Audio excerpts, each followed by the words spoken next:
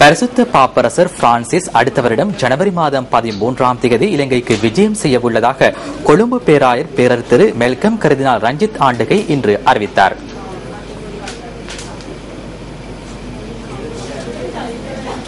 கத்தோலிக்க ஆயர் சபையின் முக்கிய பதவிகளை வகிக்கும் ஆயர்கள் உள்ளிட்ட சிலர் கொழும்பில் இன்று நடைபெற்ற ஊடகவியலாளர் சந்திப்பில் கலந்து கொண்டனர்.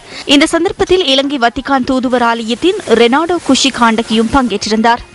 ஜனவரி மாதம் 13ஆம் தேதி காலை 9 மணிக்கு இலங்கைக்கு வருகை தரும் பரிசுத்த பாப்பரசரை வரவேற்கும் உத்தியோகபூர்வ வைபவம் கட்டுநாயக்க விமான நிலையத்தில் ஏற்பாடு செய்யப்பட்டுள்ளதாக கொழும்பு பேராயர் பேரர் திரு மெல்கம் ரஞ்சித் கர்தினால் ஆண்டகை தெரிவித்தார். உத்தியோகபூர்வ வரவேற்பு வைபவத்தின் பின்னர் பரிசுத்த பாப்பரசர் கொழும்பு நீர்கொழும்பு ஊடாக திறந்த வாகனம் ஒன்றில் கொழும்பிற்கு வருகை தர உள்ளதுடன் 13ஆம் தேதி கத்தோலிக்க ஆயர் சபையின் பிரதிநிதிகளையும் ஜனாதிபதி மற்றும் சர்வமத தலைவர்களையும் சந்திக்க உள்ளார்.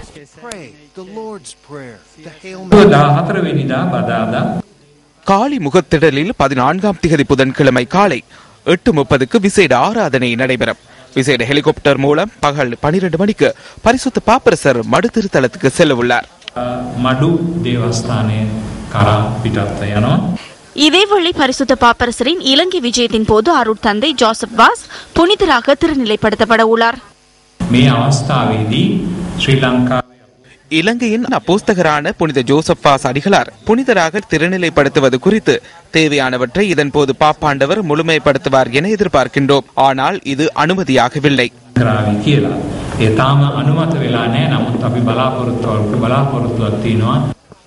பரிசுத்த பாப்பரசர் ஒருவர் இலங்கைக்கு விஜயம் மேற்கொள்ளும் 3வது சந்தர்ப்பம் இதுவாகும்.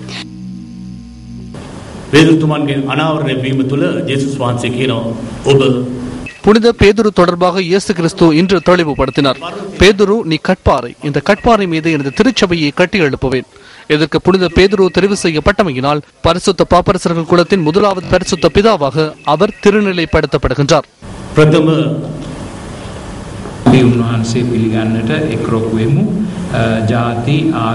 இன மத மொழி பேதமின்றி பாப்பரசரை வரவேற்பதற்கு ஒன்றிணைவோம். அவரை வரவேற்பதனூடாக உலக மக்களுக்கு ஏதேனும் தகவல் ஒன்றை நாம் வழங்குவோம். இலங்கை என்ற ரீதியில் எமக்கு சிறந்த ஒரு கலாச்சாரம் உள்ளது. ஏனையவர்களுக்கு காண்பிக்கக்கூடிய உயர்ந்த வரலாறு ஒன்று எமக்குள்ளது. எமது குணங்களின் ஊடாக காண்பிப்போம். குறுகிய இலாபங்களை கருத்தில் கொண்டு செயற்படுவோரின் விடயங்களுக்கு சிக்காமல் நாம் செயற்பட வேண்டும்.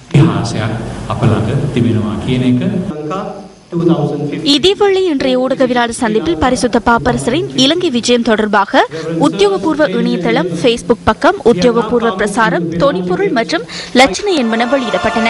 அன்பு நிலைத்திருத்தல் என்பது பரிசுத்த பாப்பரசரின் இலங்கை விஜயத்தின் தொனிப்பொருளாகும்.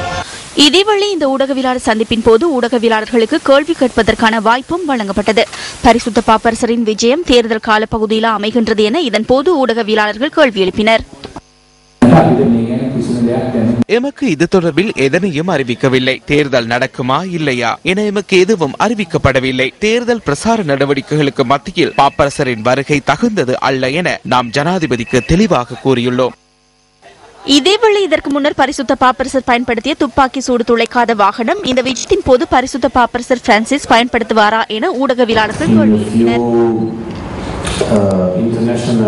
ஆசிய நாடுகளில் மேற்கொண்ட விஜயங்களின் போது பிரேசில், கொரியா போன்ற நாடுகளில் அவர் சாதாரண காரையே பயன்படுத்தினார். அதனால் இலங்கை விஜயத்தின் போது சாதாரண காரிலேயே பயணிப்பார். எந்த ஒரு வாகனமும் வத்திக்கானிலிருந்து கொண்டு வரப்பட மாட்டாது.